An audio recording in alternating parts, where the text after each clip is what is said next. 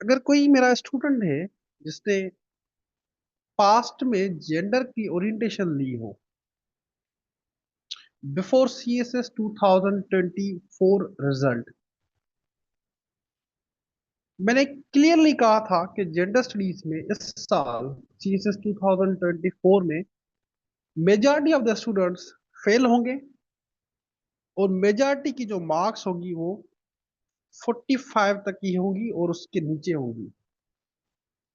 अगर किसी स्टूडेंट ने ओरिएंटेशन ली हो पास्ट में बिफोर सीएसएस 2024 रिजल्ट, मैंने क्लियरली कहा था कि किसी भी स्टूडेंट की मार्क्स 50 प्लस हार्डली आएंगी। और ये मैंने क्यों कहा था, मैंने कोई पामिस्ट तो नहीं हूं, ठीक है। उसके रीजन से, देर आर सर्टेन रीजंस, और ऐसे ही हुआ। अगर आप सीएसएस 2024 के रिजल्ट्स देखें जेंडर के, 45, 40, 38 इतनी मार्क्स हैं, और मेजॉरिटी 70% स्टूडेंट जो है वो 33 से नीचे हैं फेल। किसी के 31 है, एक स्टूडेंट की तो सारे सब्जेक्ट्स पास, जेंडर स्टडीज फेल। ठीक है। तो उसके बाद स्टूडेंट्स ने मेरे से कांटेक्ट किया, sir we are going to change gender studies with environmental science. अच्छा जी, मतलब ये बात वही हो गई, अपनी स्ट्रेटजी को ठीक ना करो, अपनी अप्रोच को ठीक ना करो, सब्जेक्ट ही चेंज कर दो, माशाल्लाह से सब्जेक्ट ही चेंज करो। तो मैंने कहा चले आप जेंडर स्टडीज को रिप्लेस करें एनवायरनमेंट से, और सीएसएस 2024 में आप 25 में 26 में बैठ जाए। ओके, क्या पता वहां पे आपकी मार्क्स आ जाती है 40 या 30, या आप फेल हो जाते हो, फिर क्या करोगे? ये कोई स्ट्रेटजी नहीं होती। This subject demand certain, there are certain demands. इस सब्जेक्ट की कुछ डिमांड्स है। ये दिखने में आपको इजी लगता है लेकिन इतना भी इजी नहीं है। हालांकि ये शॉर्ट सब्जेक्ट है as compared to the environmental science, short subject है। एनवायरमेंटल साइंस का अगर आप सिलेबस देखें, उसमें वो टेक्निकल भी है, आल्सो लेंदी सब्जेक्ट है। और सीएसएस में प्रिपरेशन में जो चीज मैटर करती है वो आपकी टाइम मैनेजमेंट। तो सब्जेक्ट चेंज नहीं करना आपने, आपने अपनी स्ट्रेटजी को चेंज करना है, आपने अपनी स्ट्रेटजी को चेंज करना है। ये कोई तरीका नहीं होता कि सब्जेक्ट ही चेंज करो। बात करते हैं जेंडर स्टडीज में, सीएसएस स्पेशल में फेल हुए थे जेंडर स्टडीज में। सीएसएस 2024 में भी यही हालत है। इसके कुछ रीजंस हैं, इसके कुछ रीजंस हैं, देयर आर सर्टेन रीजंस। हालांकि एक स्टूडेंट ऐसे भी है जो मेरे से उस टाइम में पढ़ाता नहीं था जेंडर स्टडी। एक स्टूडेंट ने मेरे से गाइडलाइन ली थी कि sir how to attempt gender paper. उस टाइम में पढ़ाता नहीं था, और उसके पता है मार्क्स कितने हैं? 65 मार्क्स आए हैं। She was so happy. जहां पे सारे फेल हुए, उसके टॉप मार्क्स आए पूरे पाकिस्तान में ऑलमोस्ट। 2000 जेंडर स्टडीज की इंट्रोडक्शन स्टार्ट होती है 2026 से लेके, या आपका न्यू सब्जेक्ट इंट्रोड्यूस किया गया सीएसएस के सिलेबस में 2016 से लेके 2023 तक। इसने मार्क्स दी, लोगों के 80 मार्क्स पे आ रहे हैं, 75 प्लस मार्क्स आ रहे हैं। ठीक है, क्यों, वाई? देखें एक चीज समझे, अगर आप गवर्नमेंट में हैं या अगर आप कोई जॉब करता है गवर्नमेंट में, तो गवर्नमेंट की एक सर्टेन पॉलिसी होती है।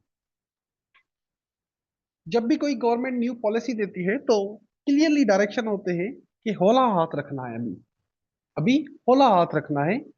अगर मिस्टेक्स हैं, कुछ भी हैं, आप उसको निगेट कर दे, खेर है मतलब इग्नोर कर दे, ताकि प्रमोशन हो, ताकि प्रमोशन हो, पॉलिसी की प्रमोशन हो। 2026 में जब इसको इंट्रोड्यूस किया गया, इसकी स्ट्रिक्ट एवेल्युएशंस या कंटेंट को इतना फोकस नहीं किया जा रहा था। कंटेंट एंड स्ट्रिक्ट एवेल्युएशन जैसे कि बाकी सब्जेक्ट्स की होती है, पॉलिटिकल साइंस है, ऐसे है, कंपोजिशन है, करंट अफेयर्स, पाकिस्तान अफेयर्स, ये चीजें नहीं हो रही थी इतनी। क्योंकि आप भी माशाल्लाह से रट्टे मार के नेट इंटरनेट से फजूल सी बुक्स वो पढ़ के, जो ना आपको समझ आती है ना एग्जामिनर को समझ आती है, वो आप लिख के आ रहे थे। लेकिन क्लियरली डायरेक्शंस थे कि सब्जेक्ट को प्रमोट करना है, डिस्करेज नहीं करना है स्टूडेंट्स को। तो मार्क्स आ रही थी माशाल्लाह से। लेकिन जेंडर का हनीमून पीरियड जो है वो अब हो गया एंड। 2024 में इसका हनीमून पीरियड हो गया एंड। अब एग्जामिनर इसकी एवेल्यूएशंस लाइक अदर सब्जेक्ट्स वैसे ही करता है। कंटेंट जो है, कंटेंट वो भी स्टैंडर्ड डिमांड करता है कि स्टैंडर्ड कंटेंट हो, स्टैंडर्ड कंटेंट हो उसका। तो हनीमून पीरियड अब जेंडर स्टडीज का एंड हो चुका है। तो फर्स्ट रीजन इज सब स्टैंडर्ड कंटेंट। अब मुझे बात बताओ, मार्केट में बुक्स हैं जेंडर स्टडीज की, मैंने सारी रिव्यू की हुई है। क्या आपको उसकी लैंग्वेज समझ आती है? आपको ऑनेस्टली बताओ मुझे, कोई बुक ली है आपने जेंडर स्टडीज की मार्केट से? क्या उसकी लैंग्वेज समझ आती है आपको? बताओ मुझे, आपने कोई जेंडर स्टडीज की बुक ली है या नहीं? हम्म, सारे बताओ मुझे। नहीं आएगी समझ, कभी भी नहीं आएगी आपको। जी, नहीं समझ आएगी। वो मैंने रिव्यू की हुई है सारी, सब स्टैंडर्ड कंटेंट। अक्सा लेना भी नहीं, लेना भी नहीं, ठीक है। लोकल बुक्स को अवॉइड क्या करना जेंडर स्टडीज के लिए। क्या करते हो आप? फ्रेमिंग, रट्टा लगा देते हो उसका। चले ठीक है, जब पेपर में आप लिखते हो वही एग्जामिनर को वो समझ नहीं आता। एग्जामिनर को सिंपल लैंग्वेज चाहिए, आसान सी भाषा उसे पसंद है। इधर उधर की बातें वो सुनता ही नहीं है, क्योंकि उसके पास इतनी सारी कॉपीज होती हैं एवेल्यूएट करने के लिए। हम भी जब कॉपीज एवेल्यूएट करते हैं तो हमें सिंपल लैंग्वेज चाहिए होती। बताता हूँ अक्सर, बताता हूँ, सिंपल सी लैंग्वेज चाहिए होती है। नहीं समझ आती, सीधा क्रॉस कर देते हैं हम, सीधा ही क्रॉस कर देते हैं। आगे जाके पढ़ने की कोई नीड ही नहीं होती।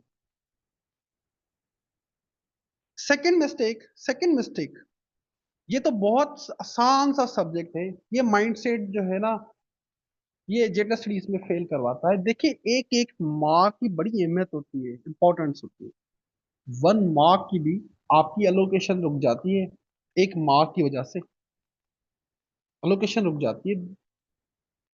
आसान सा सब्जेक्ट है ये, माइंड सेट और प्रॉपर टाइम ना देना उस सब्जेक्ट को, अल्टीमेटली क्या होता है? 40 मार्क्स, जहां पे आप 70 प्लस भी ले सकते हैं। The most important thing in CSS is paper attempting techniques. देखें, एक चीज याद रखें, मैं हमेशा कहता हूं, सीएसएस में फर्स्ट जो स्टेप होता है आपका, वो है आपका रिटन पार्ट। हमेशा मैं कहता हूं, और जो आपकी प्रिपरेशन होती है ना, वो होती है वाइवा की। इस पार्ट की प्रिपरेशन नहीं होती आपकी। हमेशा मैं कहता हूं स्टूडेंट्स को कि अपनी राइटिंग पे फोकस करें, अपनी राइटिंग पे फोकस करें। हर सब्जेक्ट आपकी डिमांड करता है राइटिंग, राइटिंग टेक्निक्स, लिखना, जिसका मैं आपको एग्जांपल दे देता हूं। अभी अभी आपको एग्जांपल देता हूं आपके सामने ही। मेरे सेशंस चलते रहते हैं, ठीक है, असाइनमेंट्स भी होती हैं।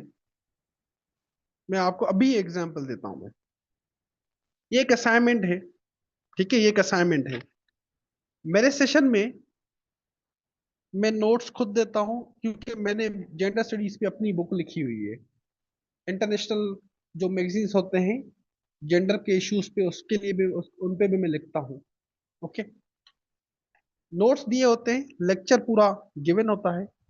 अगर फिर भी कोई मसला होता है तो व्हाट्सएप पे मुझे स्टूडेंट्स मैसेज करते हैं, सर ये हमें काइंडली बता दे, रिस्पॉन्स दे देता हूँ।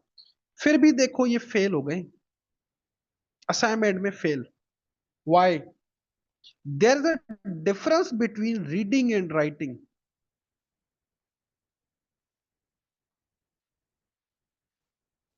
इसमें दिन और रात का फर्क, डिफरेंस है। जो आप पढ़ते हो उसको लिखना कैसे है। पेपर में तो आपने लिखना है ना, मतलब वर्बली तो नहीं बताना जेंडर के एग्जामिनर को कि सर ये इस तरह से होगा। आपका पेपर ही जो है ना, पेपर आंसर शीट, वही आपका ड्राफ्ट होता है जहां पे पास फेल डिसाइड उस पे होता है। क्या है, आप एकेडमीज पे जाते हो मोस्टली, वो आपको पढ़ा देते हैं या रिकॉर्डेड लेक्चर सेंड कर देते हैं और बुक दे देते हैं कि चलो ये बाय कर देना, नोट्स दे देते हैं, यहाँ तो चलें ठीक है। और आप समझते हो आपका जेंडर स्टडीज कवर हो गया। चलो जेंडर स्टडीज छोड़ो, Pakistan affairs, current affairs, anything cover हो गया? नहीं, नेवर। इसी वजह से तो ये 98% फेल हैं। आप खुद भी दिमाग लगाओ, मतलब माशाल्लाह से मेच्योर हो, 97.5% फेल क्यों है, रिटर्न में फेल क्यों है, आप खुद भी सोचो। यही रीजन है, दीज आर द रीजंस। अब सामने है आपके असाइनमेंट, इनको मैं सब प्रोवाइड करता हूं मैं। क्या है मसला, इंट्रोडक्शन में मसला आता है, या क्वेश्चन को डिकोड करने में क्वेश्चन के पार्ट्स होते हैं, किस तरह से हर पार्ट को एड्रेस करना है, थ्योरीज किस तरह से अप्लाई होंगी, थ्योरेटिकल पर्सपेक्टिव किस तरह से देना है आपने। ये मेरी असेसमेंट इसी तरह से होती है, ठीक है, असेसमेंट इसी तरह से होती है। अगर आपके माइंड में ये है कि हम दिसंबर और नवंबर दिसंबर में मॉक्स देंगे, तो रिमेंबर माय फ्रेंड, मैं आपको हमेशा फ्रेंड करके बुलाता हूँ, आप इसी में से ही होंगे, इसी जो फेल हुए ना इसी में ही होंगे, आपका नाम इसी में ही होगा। अगर आपका ये माइंड सेट है कि हम नवंबर और दिसंबर में मॉक्स देंगे और सीएचएस पास कर लेंगे, तो आप भी यहीं पे होंगे, 97.5 में ही होंगे। This is all about the written exam, viva बाद में आता है, ठीक है। एक और असाइनमेंट देखते हैं, एक और असाइनमेंट देखते हैं।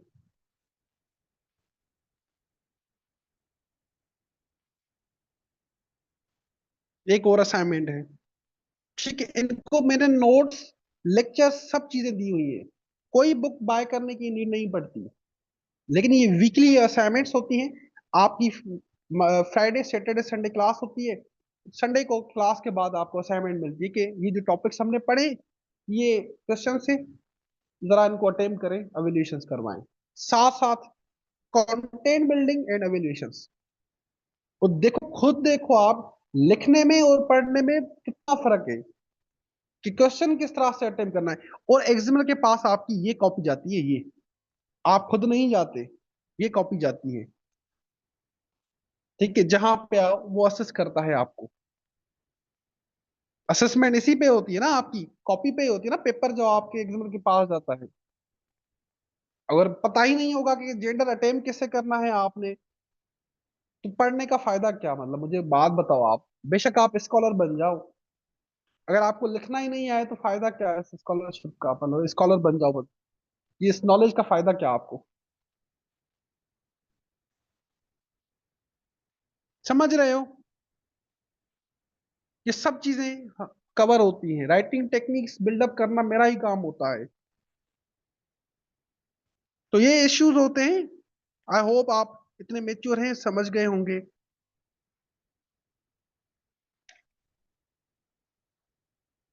उसके बाद है एवेल्युएशंस।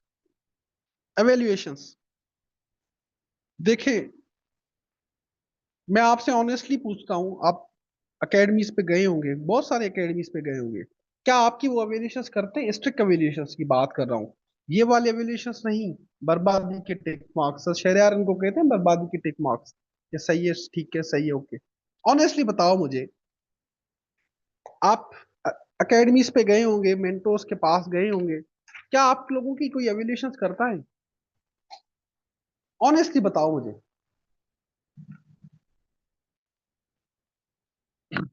स्ट्रिक्टली एवेल्यूएशन कोई करता है आपकी कि बेटा आपने ये गलत लिखा है, इस तरह से नहीं, आपने फ्लो चार्ट इस तरह से ड्रॉ करना था, पर्सपेक्टिव इस तरह से अप्लाई करना था? आपकी कोई एवेल्यूएशन करता है? मुझे बताओ आप। हम्म।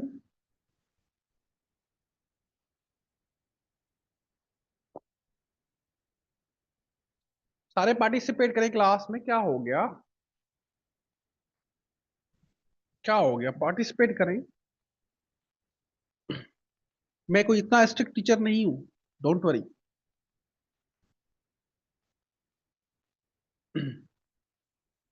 नहीं करते ना?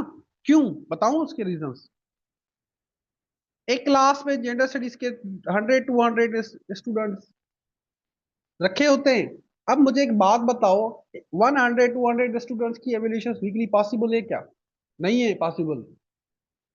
कभी भी नहीं, कोई भी टीचर नहीं कर सकता। वो आपको पढ़ा देंगे बस, और आप खुश हो जाते हैं, चले जेंडर स्टडीज कवर हो गया। ठीक है। इसीलिए मैं अपने सेशन में कभी भी, जेंडर के सेशन में, 20 या 15 स्टूडेंट से ऊपर नहीं रखता, क्योंकि पॉसिबल नहीं है मेरे लिए एवेल्यूशन करना इतने लोगों की। लिमिटेड स्टूडेंट्स चाहिए जिनके एवेल्यूशन कर सकूं। ये रीजंस हैं आपके फेल, ओवरऑल फेल जो होते हैं सीएसएस में, ना कि सिर्फ जेंडर स्टडीज की बात कर रहा हूं मैं। हाँ जी, तो सेशन में क्या होगा? कंटेंट मैं खुद ही दूंगा, मैं अपनी बुक से ही दूंगा। कोई भी बुक लेने की नीड नहीं है, जो मार्केट में ये बुक्स पड़ी हुई है। ठीक है। आपको बुक बाय करने की नीड नहीं पड़ेगी, मैं खुद ही दूंगा आपको। ठीक है। No need to buy any local book. 4 weeks का ये हम सेशन रखेंगे, इतना कोई लेंदी नहीं है ये सब्जेक्ट। 4 वीक्स का ये सेशन रहेगा। रेगुलर क्लास होगी, फ्राइडे तो संडे क्लास होगी आपकी। वीकली एवेल्यूशन होगी। ये जो संडे वाली क्लास है ना, आपको असाइनमेंट दी जाएगी। जितना हमने वीकली पढ़ा है, उसका एक और भी फायदा है आपको। वीकली एवेल्यूशन का फायदा आपको बहुत ज्यादा फायदे होते हैं। एक तो जो टॉपिक्स आपको मैंने पढ़ा है, वो रिवाइज भी हो जाएंगे आपके, क्योंकि जो चीज आप लिखते हो वो आपको याद रहती है। साथ साथ आपके राइटिंग टेक्निक्स, ये चीज भी बिल्डअप होती है। फिर आपको दिसंबर और नवंबर में जो मॉक्स देते हैं ना आप, मॉक्स, उसकी जरूरत नहीं पड़ेगी। उसकी जरूरत नहीं पड़ेगी आपको, आपका जेंडर यहीं पे खत्म हो जाएगा। तो वीकली एवेल्यूशन होंगी आप लोगों की। स्पेशल जो फोकस होगा हमारा पेपर अटेम्प्टिंग टेक्निक्स पे होगा। और लास्ट में ग्रेड मॉक ली जाएगी। अगर कोई student for any reason class नहीं लेता, क्लास टाइमिंग यही होगी, 7:30 to 9, 7:30 PM to 9 PM, Friday Saturday Sunday. बाकी डेज में आपको असाइनमेंट दी जाएगी। बाकी डेज में आपको असाइनमेंट दी जाएगी। अगर कोई student for any reason class miss करता है, तो उसके लिए रिकॉर्डिंग अवेलेबल होती है। जैसे अभी क्लास की रिकॉर्डिंग हो रही है, तो रिकॉर्डिंग होती है, लेकिन वो टाइम के लिए होती है, 24 आवर्स के बाद वो एक्सपायर हो जाती है। ओके। और एक चीज, नवंबर और दिसंबर में ये मॉक्स पे रिलाय ना करना। ठीक है। साइमा क्लास के एंड में बताता हूं मैं आपको। नवंबर एंड दिसंबर में ये मेरी ऑनेस्टली आपको सजेशन है। देखो, अगर आपकी मिस्टेक्स नवंबर एंड दिसंबर में आइडेंटिफाई होती है, राइटिंग मिस्टेक्स, लिखना नहीं आता, तो करेक्शन करने के लिए आपको कितना टाइम, 1 मंथ मिल गया। अब 1 मंथ में आप रिवीजन करें या राइटिंग टेक्निक्स आप बिल्डअप करें, अल्टीमेटली क्या होता है, पेपर में आपने लिखना है और आप फेल हो जाते हो। मैं जेन्युइनली चाहता हूं आप लोग पास हो जाएं। मैं जेन्युइनली चाहता हूं, मेरे जितने भी स्टूडेंट्स होते हैं, चाहे करंट अफेयर्स, पाकिस्तान अफेयर्स में, या जेंडर में हो, या आईआर में हो, मैं जेन्युइनली चाहता हूं आप लोग पास हो। क्योंकि आपका कैरियर है। ठीक है। फैमिली प्रेशर होता है, आप खुद भी मेंटली डिस्टर्ब हो जाते हैं, हम इस फेज से गुजर चुके हैं। लेकिन आप खुद भी थोड़े अपने पांव सीधे करें। नवंबर एंड दिसंबर में कोई भी राइटिंग टेक्निक्स नहीं होती, वहां पे रिवीजन होती है आपकी। रिवीजन सब्जेक्ट कवर होता है, साथ साथ उसके राइटिंग टेक्निक्स भी होती है। समझ गए आई? तो आपको नोट्स लेने की, मतलब बुक लेने की कोई नीड नहीं है, मैं ही प्रोवाइड करूंगा, अपनी ही बुक से नोट्स प्रोवाइड करूंगा। आपको कोई भी बुक बाय करने की नीड नहीं है। No book. साथ में आपकी एवेल्यूएशंस, वीकली एवेल्यूएशंस भी होंगी। साथ में वीकली एवेल्यूएशंस भी होंगी आपकी। ठीक है। सामा क्लास के बाद मेरे से पूछ लेना बाकी compulsory subject. Current affairs, personal affairs deal करता हूँ मैं। Besides with what is the honest duration to prepare written exam, ये लास्ट में मैं आपके जनरल क्वेरीज में देखता हूँ मैं। प्रिंसेस। ओके। अच्छा जी, चले एक टॉपिक करते हैं आप लोगों के लिए। एक टॉपिक करते हैं कि चीजें हमारे यहाँ होती कैसे हैं। एक टॉपिक करते हैं, सोशल कंस्ट्रक्शन ऑफ जेंडर पढ़ते हैं। आए हो तो कुछ सीख के जाओ, कुछ सीख के जाओ। जाओ। सोशल कंस्ट्रक्शन ऑफ जेंडर पढ़ते हैं। अच्छा, ये टॉपिक अगर हम कवर कर रहे हैं तो जो बच्चे रजिस्टर्ड हैं उनको मैं क्लास के बाद नोट्स फॉरवर्ड कर दूंगा। इसके इसके नोट्स में फॉरवर्ड कर दूंगा, डोंट वरी। और आज की क्लास के फ्राइडे, कल वाली क्लास सैटरडे एंड संडे, जितने भी हमने टॉपिक्स कवर किए, संडे की क्लास के बाद आपको फर्स्ट असाइनमेंट असाइन की जाएगी। ठीक है, फर्स्ट असाइनमेंट असाइन की जाएगी। तो कल की क्लास भी इंपॉर्टेंट है और संडे की क्लास भी इंपॉर्टेंट है। फ्री आप असाइनमेंट कर पाओगे इस तरह से।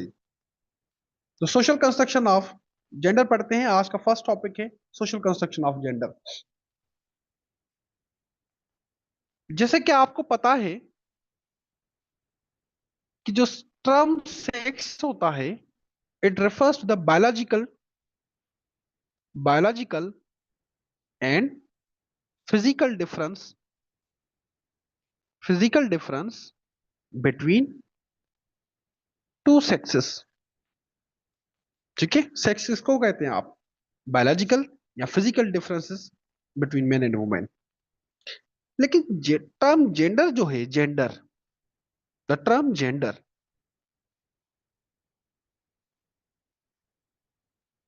it refers to the socially constructed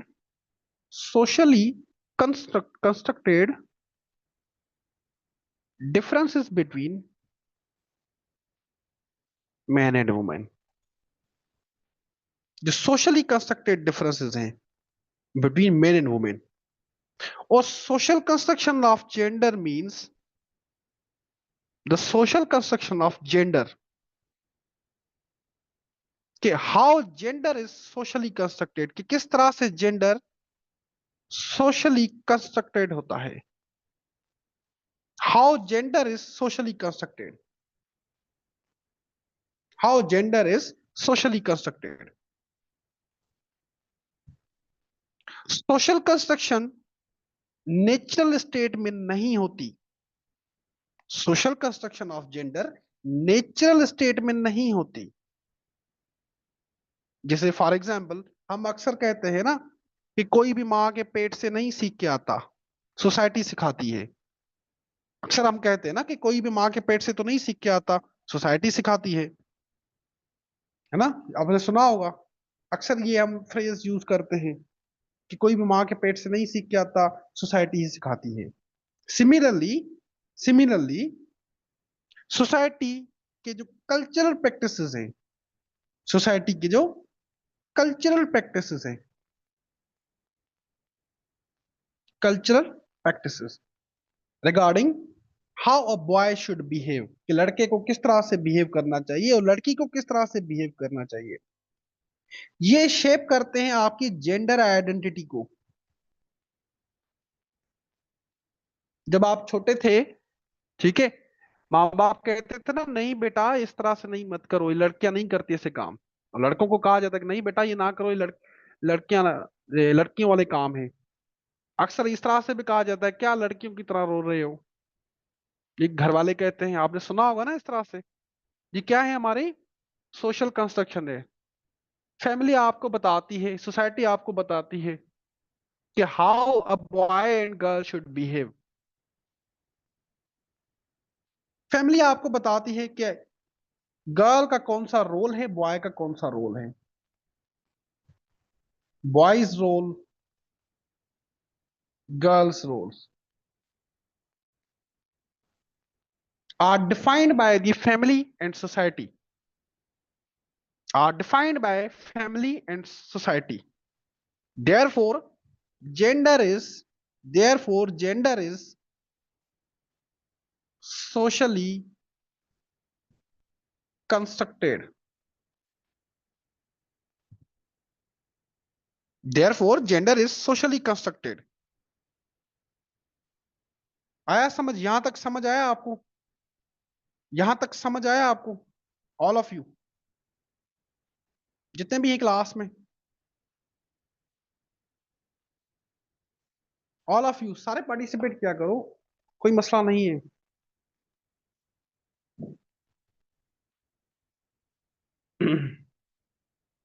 जितने भी हैं क्लास में सारे बताओ।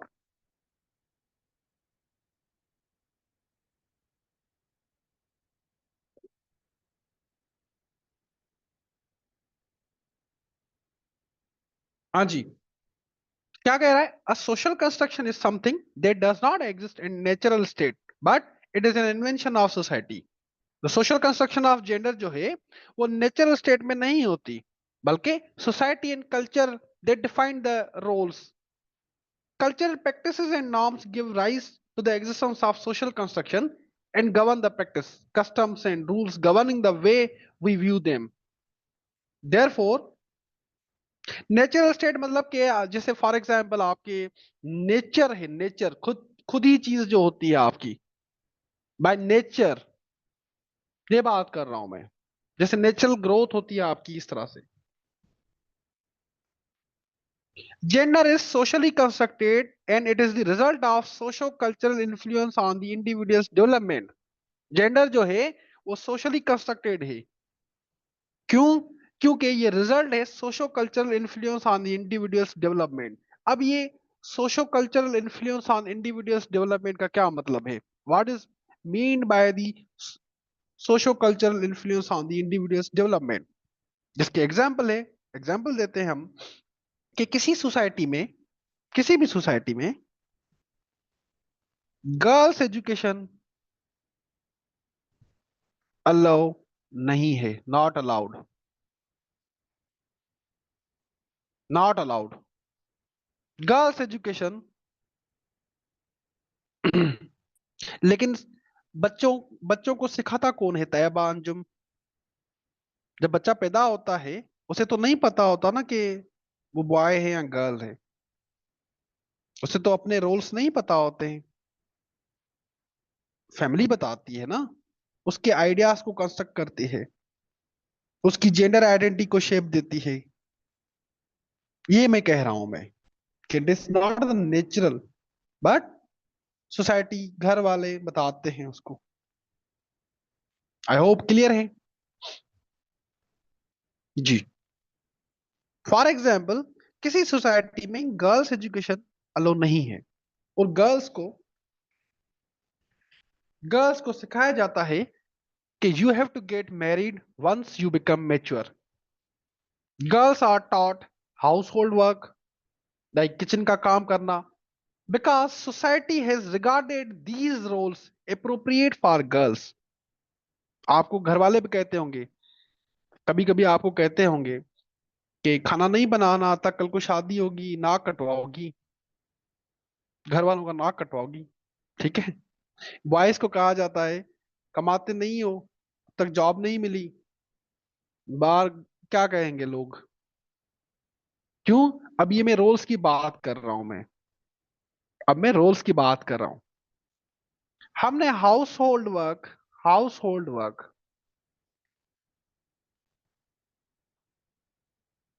ये रोल गर्ल्स एंड वुमेन को दिया हुआ है and it is considered appropriate for their gender. Bread winner का जो रोल है, ब्रेड विनर, अर्निंग, ये हमने मेल को दिया हुआ है। Getting my point? However, boys are given education, बाहर के काम उनको सिखाए जाते हैं, एंड उनको ये सिखाया जाता है कि फैमिली एंड सोसाइटी में आपको फाइनेंशियल इंडिपेंडेंट बनना है, फाइनेंशियल इंडिपेंडेंट। गर्ल्स को ये सिखाया जाता है कि आपको घर का काम आना चाहिए, पर्टिकुलरली किचन वर्क। तो ये वही बात हो रही है कि it is the result of the socio cultural influence on the individuals development. Judith Butler कहती है कि society and culture create gender roles. जो सोसाइटी है हमारी एंड जो हमारा कल्चर है, वो जेंडर रोल्स क्रिएट करते हैं। बॉयज के लिए रोल्स डिफरेंट होते हैं, जैसे मैंने आपको बताया, गर्ल्स के लिए रोल्स डिफरेंट होते हैं, और वही रोल्स उनके लिए आइडियल कंसीडर किए जाते हैं। अगर आप इन रोल्स से हट जाएंगे, डेविएट करेंगे, डेविएट, तो सोसाइटी में उसे टेबू समझा जाता है, मतलब सोशल लीवल। फॉर एग्जाम्पल, मैं आपको अभी यहाँ पे प्रूव करता हूँ।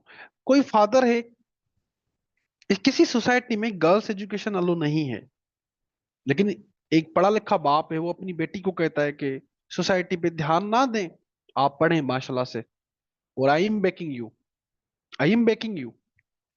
तो सोसाइटी वाले, रिश्तेदार, आगे पीछे वो कहते हैं क्या बेटी का दिमाग खराब कर रहा है, शादी करवा दे, टाइम से उम्र हो गई है। क्यों? सोसाइटी में ये टेबू समझा जाता है। उस सोसाइटी की बात कर रहा हूँ, पर्टिकुलरली सोसाइटी की बात कर रहा हूँ जहां पे गर्ल्स एजुकेशन अलो नहीं है या एम्प्लॉयमेंट अलो नहीं है। ओके, क्योंकि सोसाइटी ने kitchen work, early marriage appropriate role consider किया गया है फॉर द गर्ल्स। आया समझ?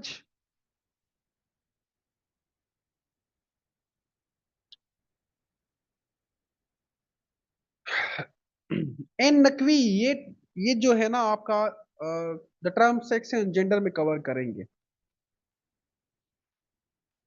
ठीक है, कल की कल की क्लास में इसको कवर करते हैं कि what is gender and what is sex. उस पर मैं आपको बताऊंगा, मैं दोनों के आर्ग्यूमेंट्स दे दूंगा, दोनों के आर्ग्यूमेंट्स हम कल देखेंगे। अभी हम पढ़ रहे हैं how gender is socially constructed, how gender is socially constructed. अभी हम इस पे ही पढ़ रहे हैं। आया समझ सबको? जल्दी बताओ, यहां तक क्लियर है? ऑल ऑफ यू जल्दी बताओ। जितने भी हैं क्लास में।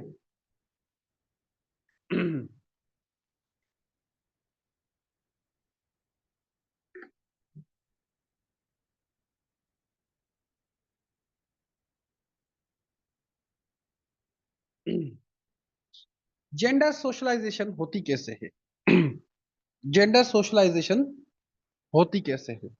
सबसे पहले जेंडर आइडेंटिटी, जेंडर आइडेंटिटी, यहां से आपकी जेंडर सोशलाइजेशन होती है। जेंडर सोशलाइजेशन, मैंने आपके सामने ये स्लाइड पूरी पूरी पढ़ी है, स्लाइड, ये स्लाइड पूरी पढ़ी मैंने आपके सामने। क्या कोई डिफिकल्ट टर्मिनोलॉजीज, कोई डिफिकल्ट लैंग्वेज लिखी है? आपके सामने मैं स्लाइड पूरी पढ़ी है। मैं पॉइंट्स फॉर्म में नहीं लिखता, वो इस वजह से ताकि आपके writing expressions and terminologies and वो आपको समझ आए। क्या डिफिकल्ट लैंग्वेज लिखी हुई है इसमें? मुझे बताओ आप। ये सामने, आपके सामने स्लाइड खुली ओपन है, लिखी हुई है ना आप? और ये पूरे नोट से बने हुए हैं, ये मेरे अपने बुक से है, खुद के बुक से। यही डिमांड करता है एक मेरे साथ, मतलब उसको कोई परेशानी ना हो आपकी एवेल्यूशंस करने में। हाँ जी, जूडिथ लर्बर की बुक है the social construction of gender. वो कहती है कि जेंडर सोशल कंस्ट्रक्शन वो स्टार्ट होती है assigning a sex category on the basis of what genitalia looks like at the time of birth. जब बच्चा पैदा होता है तो किस तरह से पता चलता है कि आपको लड़का लड़का हुआ है या लड़की हुई है? और डॉक्टर किस बेसिस पे आपको बताता है कि मुबारक हो आपको लड़की हुई है, मुबारक हो आपको लड़का हुआ है? किस बेसिस पे वो आपको बताता है? बताओ मुझे। Hmm, all of you kindly class में पार्टिसिपेट क्या करें। मैं कोई स्ट्रिक्ट टीचर नहीं हूँ कि डंडा मारूं या क्वेश्चन पूछने पे भी डंडे मारूं। बताओ। जेनिटेलिया की बेसिस पे, जी जी बिल्कुल, वेरी गुड। जेनिटेलिया की बेसिस पे क्लासिफिकेशन होती है कि लड़का हुआ है या लड़की हुई है। When a baby is born, the first thing a doctor does is to look at the baby's genitalia in order to determine whether it will be a boy or girl. Genitalia की basis पे classification हो गई कि लड़का है या लड़की है। ओके। उसके बाद तो जूडिथ लर्बर कहती है this is the beginning of the gender process of social construction. यहां से आपकी जेंडर की सोशल कंस्ट्रक्शन स्टार्ट हो जाती है। आफ्टर दे आर क्लासिफाइड, जब क्लासिफिकेशन हो जाती है कि ये लड़का है या लड़की है और गर्ल, फिर आती है फैमिली। और फैमिली जो है, अगर आप किसी का सोशोलॉजी है नहीं भी है तो ये समझो family is first social institution. आपने नोट किया होगा कोई बच्चा है, ठीक है, उसकी थोड़ी हैबिट्स सही नहीं है, तो फौरन से हम कहते हैं कि इसके घर का माहौल ऐसे ही होगा तभी ये बच्चा इस तरह से है, कहते हैं ना हम। फौरन से फैमिली पे बात आती है। आपने सुना होगा ये, अगर कोई बच्चा मिसबिहेव करता है छोटी सी उम्र में ही, तो फौरन से हम कहते हैं ना कि इसका कोई कसूर नहीं है, इसके घर का माहौल ऐसा होगा। जी जी उसामा, बिल्कुल अलग ही है। हम कहते हैं ना, बताओ, जो मैं पूछ रहा हूँ वो बताओ। कहते हैं ना कि इसके घर का माहौल ऐसे होगा। ये क्यों कहते हैं हम? Because family is the first social institution. Family is the first social institution. After they are classified as boy और girl, parents became the part of this societal process as they start dressing them with the colors that identify their genders. फिर हम baby को, लड़की हो तो उसको हम pink dress पहना देते हैं, जो लड़का हो उसको हम ब्लू कलर पहना देते हैं। क्यों? क्योंकि सोसाइटी ने कलर्स को भी एक बेसिस बनाया हुआ है, basis to distinguish boys from girls, to create the differences between man and women या बॉय एंड गर्ल। हमने कलर्स को भी बेसिस बनाया हुआ है कि पिंक कलर जो है वो गर्ल्स के लिए, ब्लू जो है बॉय के लिए है। वैसे मेरा जो टॉवेल है ना वो पिंक कलर का है, ठीक है, मैं नहीं मानता इसको कोई भी, मैं इसको कोई मानता ही नहीं हूँ। मेरा टॉवेल जो है ना वो पिंक कलर का ही है। मैं नहीं मानता इसको। क्यों भाई? और पिंक कलर जो है वो गर्ल्स ही जो है वो यूज करें, ठीक है, मतलब ये क्या बात हुई? अब कभी कभी अच्छा लगता है बंदा पे जो है वो टॉवल ही यूज कर ले। हाँ जी, टॉवल टॉवल, जिसे आप फेस वॉश करते हैं, साफ करते हैं। जी। उसके बाद है सोशल एक्सपेक्टेशंस। सोशल एक्सपेक्टेशंस, आप ही मुझे बताओ, मैं आपसे ही पूछता हूँ। पेरेंट्स की बॉयज से एक्सपेक्टेशंस कुछ और नहीं होती, गर्ल्स से एक्सपेक्टेशंस कुछ और नहीं होती। आपका बहन होगा, आपकी बहन होगी, भाई होगा, आप अपने पेरेंट्स को एनालाइज करें तो उनकी एक्सपेक्टेशंस गर्ल्स से अलग होती हैं, बॉयज से अलग होते हैं, है ना, डिफरेंट होती है ना। The social construction of gender could be further seen by the way parents behave with their children. आप पेरेंट्स के बिहेवियर से ही देख लें, ठीक है, गर्ल्स के साथ डिफरेंट बिहेवियर होता है, बॉयज के साथ डिफरेंट डिफरेंट बिहेवियर होता है। Bye there expectations about how their children should behave and act. और पेरेंट्स भी आपसे एक्सपेक्ट करते हैं, गर्ल्स से एक्सपेक्ट करते हैं कि वो घर के कामों में एक्टिव हो, ठीक है, लड़कियों से बात कर रहा हूँ, अगर आपको काम नहीं करती तो आगे से अम्मा जी कह देती हैं आप लोगों को, सारा दिन सोई रहती है, ड्रामे देखती है बस, कोई काम नहीं करती घर का। करते हैं ना।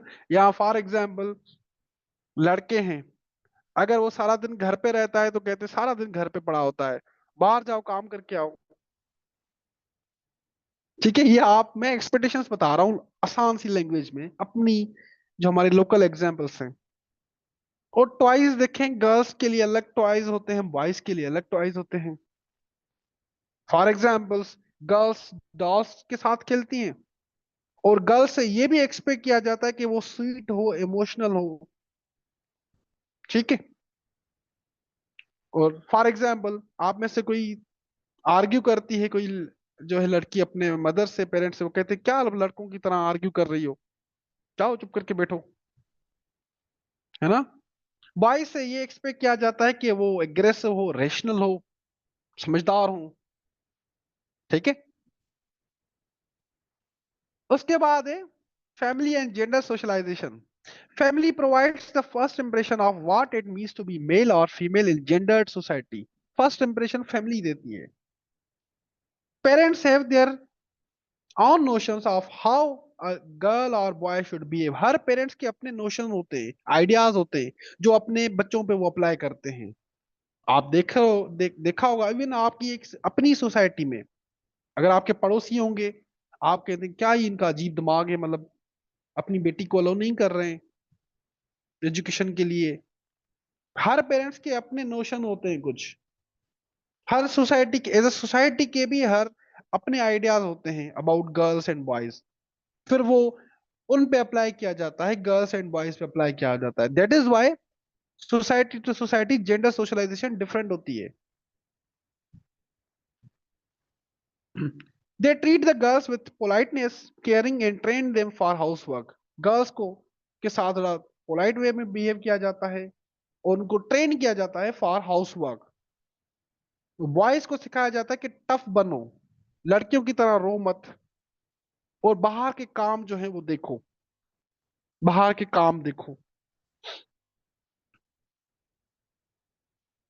यहां तक क्लियर है? यहां तक क्लियर है ना? जब तक समझ नहीं आता ना, मैं आगे मूव नहीं करता। जब तक आपको समझ नहीं आता, मैं आगे मूव नहीं करता। ये मेरी हैबिट है कि आप लोगों को समझ आना चाहिए।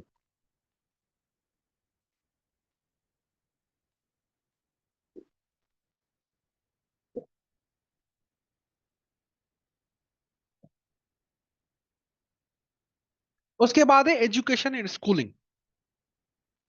देखो, स्कूल का सिलेबस देखो आप बच्चों का, उसमें ही स्कूल वाले भी सिखाते हैं कि गर्ल्स की कौन सी एक्टिविटीज होनी चाहिए, बॉयज की कौन सी एक्टिविटीज हैं। ओके। या आप गर्ल्स का प्ले एरिया देखो, is different from the boys play area. Play area, कभी आप स्कूल गए हैं ना, देखा होगा आपने, प्ले एरिया भी डिफरेंट होता है। पर्टिकुलरली पाकिस्तान में को एजुकेशन का इशू भी बना के लड़का और लड़की साथ नहीं पढ़ सकते। ठीक है, ये भी इशू बना, ये आपको जेंडर आइडेंटिटी को रिफ्लेक्ट करता है, गर्ल्स एंड बॉयज के नॉट स्टडी टुगेदर। ये इशू भी बना था पाकिस्तान में लॉन्ग बिफोर। इवन सिलेबस में भी, अगर आप स्कूल का सिलेबस देखें, वहां पे क्लियरली रोल्स बताए जाते हैं, बच्चों को सिखाए जाते हैं। स्कूलिंग से भी जेंडर सोशलाइजेशन होती है।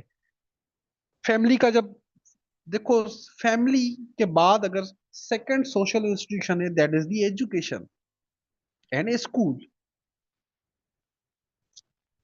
स्कूल में बच्चे सीखते हैं कि उनके कौन से रोल्स हैं सोसाइटी में एज अ होल। हाँ जी, प्ले एरिया डिफरेंट होता है ना। स्कूल गए होंगे आपने, देखा होगा girls play area and boys play area are different. तो स्कूल से भी एंड जेंडर सोशलाइजेशन होती है। फिर है मीडिया एंड लैंग्वेज। आपसे सिंपल क्वेश्चन पूछता हूं, ये जो ब्यूटी प्रोडक्ट्स होते हैं या शैम्पू के प्रोडक्ट्स होते हैं, इनकी एडवर्टाइज कौन करता है, गर्ल्स या बॉयज? ब्यूटी प्रोडक्ट्स एडवर्टाइज जो आती है ना, या शैम्पू, 10 दिन में बाल लंबे। एक एडवर्टाइज आई थी शैम्पू, जो है शैम्पू की थी, मैंने देखा था। उसने शैम्पू लगाया, फिर वो अपने बालों से ना कार को खींच रही थी। मैंने कहा बाल नहीं हो गए, पता नहीं क्या ही हो गया।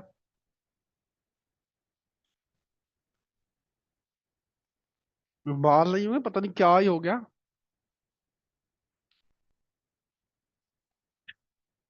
लेकिन अक्सर ज्यादातर गर्ल्स ही करते हैं। जी। तो मीडिया खुद भी शेप करती है। मीडिया खुद भी जेंडर आइडेंटिटी को शेप करती है।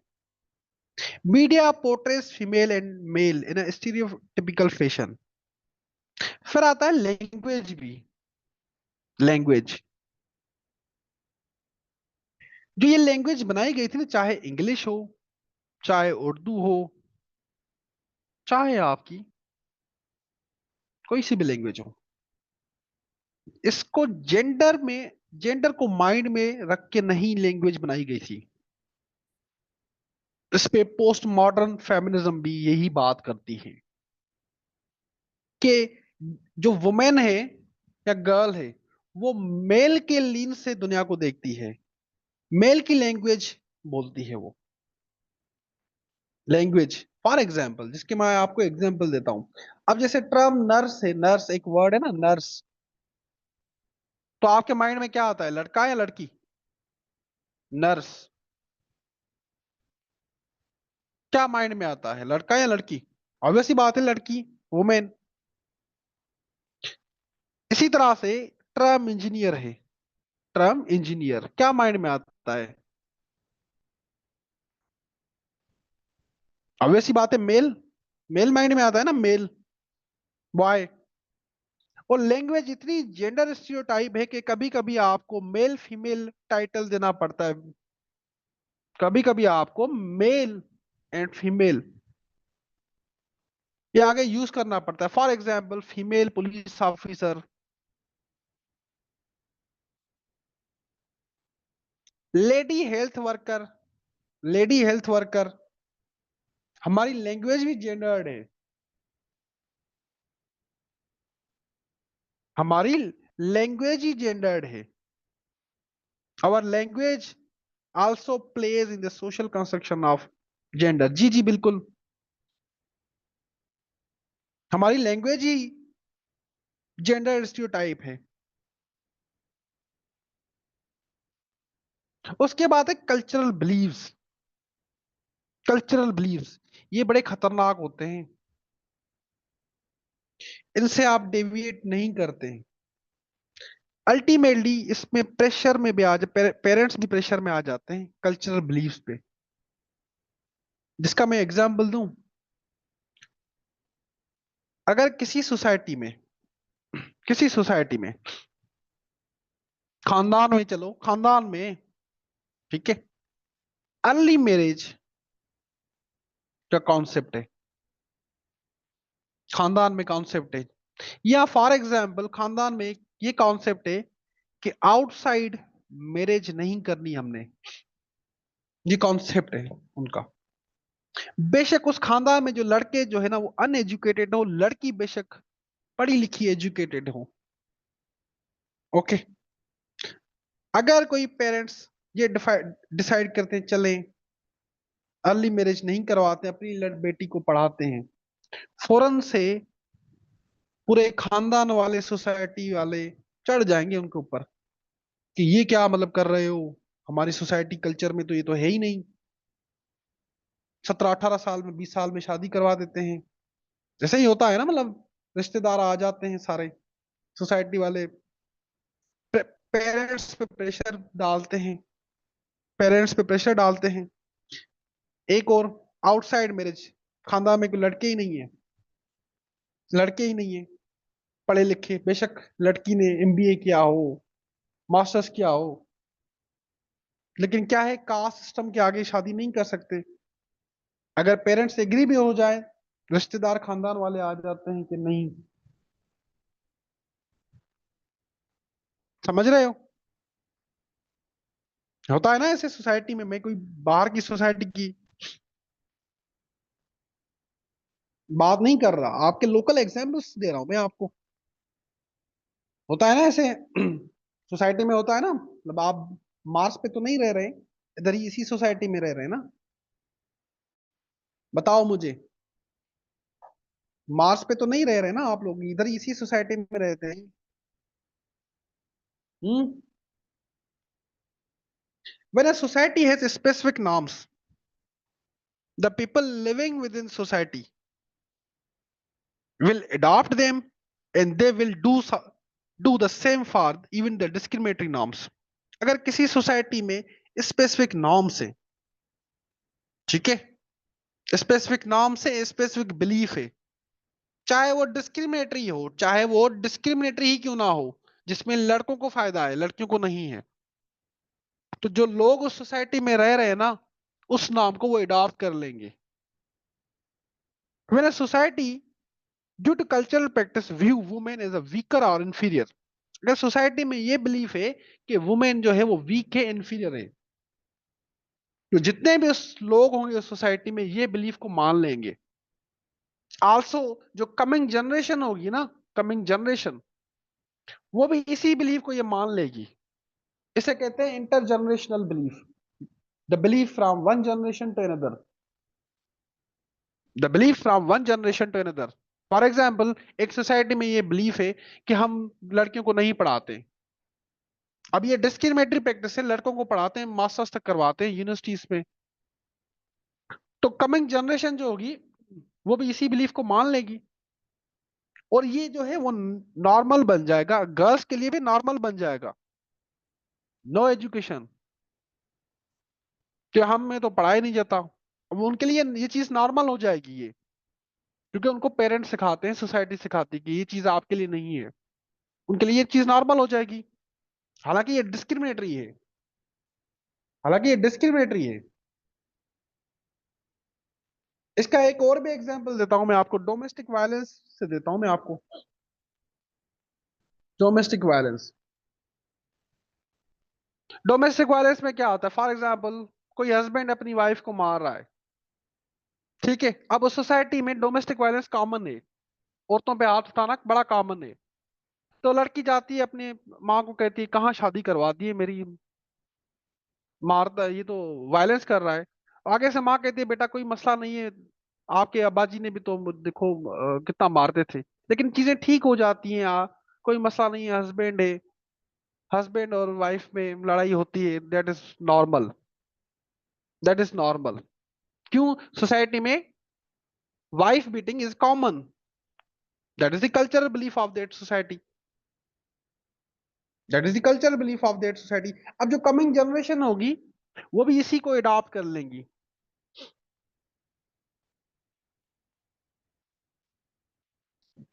ठीक है। अब हम इस पे करते हैं theories apply, the social construction of gender में करते हैं थ्योरीज अप्लाई। ये चीज आपके पेपर में मिसिंग होती है, ये चीज आपके पेपर में मिसिंग होती है, ठीक है।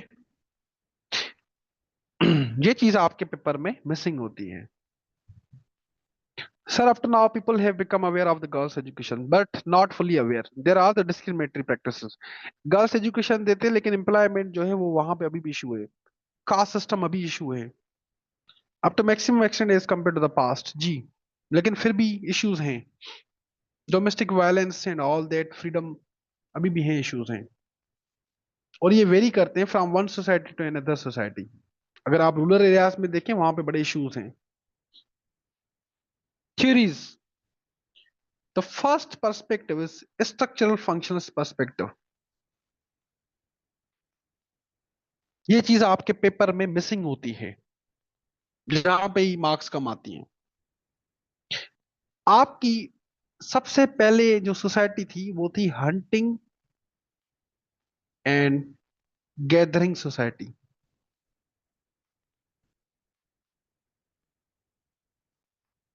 Hunting and gathering society, the first society, primitive society. Avatar movie देखी है किसी ने, अवतार?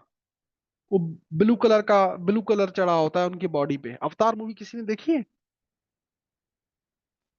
अवतार मूवी देखी है किसी ने?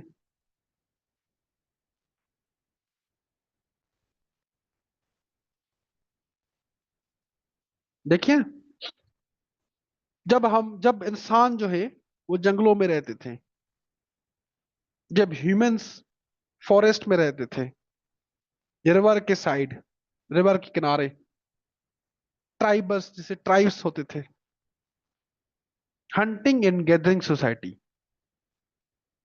मेल का उसमें क्या रोल था? हंटर, शिकार करना। फीमेल का क्या रोल था? गैदर।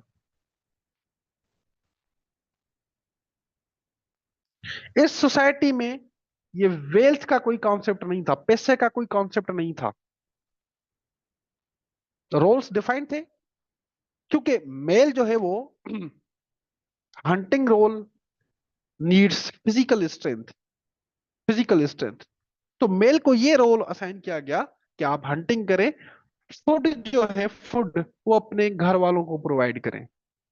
शिकार करते थे उस टाइम, मतलब उस टाइम में वुमेन का ये रोल था कि बच्चे और अपने घर का ख्याल रखें। यहाँ पे जेंडर इक्वलिटी है, यहाँ पे जेंडर इक्वलिटी है। क्यों? ये वेल्थ का कोई कॉन्सेप्ट नहीं है, यहाँ पे वेल्थ का कोई भी कॉन्सेप्ट नहीं है। The male and female are both are equal. उसी की बात हो रही है। According to it, the pre-industrial society, that is the hunting and gathering society, required division of labor based on the gender.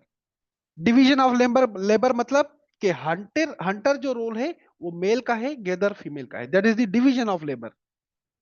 Women because of the biological necessity remain in home performing such functions as bearing, nursing and caring for children. ये women के roles थे। Men who were physically stronger and could be away from homes for a long period of time were responsible for providing food, clothing and shelter for their families. ये mail का role है। This division of labour was functional for society, और यही functional था उसी society के लिए, normal भी थी, नेचुरल भी थी। अब अगेन कह रहा हूं, इस सोसाइटी में जेंडर इक्वलिटी है, यहाँ पे वेल्थ का कोई भी कॉन्सेप्ट नहीं है, वेल्थ का रोल डिफाइन है। लेकिन जैसे ही सोसाइटी इवॉल्व होती है to the industrial mode of production, industrialisation जब होने लगती है, इसको हम कहते हैं कॉन्फ्लिक्ट पर्सपेक्टिव। यहां से जेंडर इक्वल इनइक्वलिटी स्टेब्लिश होती है, जेंडर इनइक्वलिटी स्टेब्लिश होती है। The conflict perspective, according to it, male dominance and female subordination are shaped by the relationship men and women have to the production process. जैसे ही industrialisation होने लगती है, industrialisation agriculture में या इंडस्ट्री में, तो एक्सेस किसको मिला? एक्सेस किसको मिला? मेल को, बेस्ड ऑन द बायोलॉजिकल, कि मेल स्ट्रांग है, तो मेल बना स्किल्ड लेबर, मेल बना स्किल्ड लेबर, ठीक है। वुमेन बनी अनस्किल्ड लेबर, जो घर में बच्चे संभाले और बच्चों का ख्याल रखे। इससे क्या हुआ कि मेल की इकोनॉमिक पावर होने लगी राइज। मेल की इकोनॉमिक, क्योंकि देखो स्किल्ड लेबर बना तो ऑब्वियस सी बात है वो जॉब कर रहा था, उसको पेमेंट मिल रही थी। मेल की बनी इकोनॉमिक पावर राइज, वहां से मेल की इकोनॉमिक पावर राइज होने लगी। जो वुमेन है वो फाइनेंशियली इंडिपेंडेंट होने लगी अपने मेल पार्टनर पे, फाइनेंशियल फाइनेंशियल डिपेंडेंट होने लगी अपने मेल पार्टनर पे। They became financially dependent on their male partner because they were the unskilled labour. उनका सिर्फ काम यही था, रिप्रोडक्शन वाला, बच्चे पैदा करना, बच्चों के ख्याल करना और हस्बैंड की केयर करना। ब्रेड विनर का जो रोल है वो मेल को असाइन किया, बिकॉज मेल को एक्सेस मिली टू द इंडस्ट्रियलाइजेशन। यहां से आपकी जेंडर इनइक्वलिटी स्टार्ट होती है और यहां से जेंडर रोल्स स्टेब्लिश होते हैं, ठीक है, यहां से जेंडर रोल्स स्टेब्लिश होते हैं। आया समझ आपको कॉन्फ्लिक्ट पर्सपेक्टिव एंड पर्सपेक्टिव समझ आए आपको? ऑल ऑफ यू जितने भी हैं क्लास में, Ayesha, Alina, Anika, Aqsa, Ariba, Ayesha, E80, E38, what is your name E38? Huda, Noor, Iram, Kaneez, Fatima, Mohaniya, N Naqvi, princess, Qudaisa, Rabia, Sadia, Saima, Shahzeb, Tayyaba, Usama and